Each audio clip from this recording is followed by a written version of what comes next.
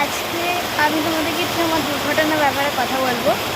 আর এত জোরে বৃষ্টি পড়ছে, হয়তো তোমরা শুনতেই পাচ্ছ, আবার দেখো বৃষ্টি হচ্ছে আর এত মোটা মোটা পড়ছে, মানে কি বল।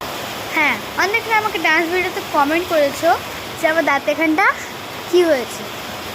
দাঁত এখানটা হয়েছে, আমি আমার বোনের সাথে হয়তো ভিডিও ছেড়েছি, তখন হয়তো আমার বিন ব্যাগ একটা ছিল, তো বিন ব্যাগটা আমার পাটা এরকম ফিজলে আমি নিচে ধাম করে এখানে পড়েছি, আর আমার দাঁতটা কি লেগেছে, আর দাঁতটা আমার এখানে ভেঙে গেছে।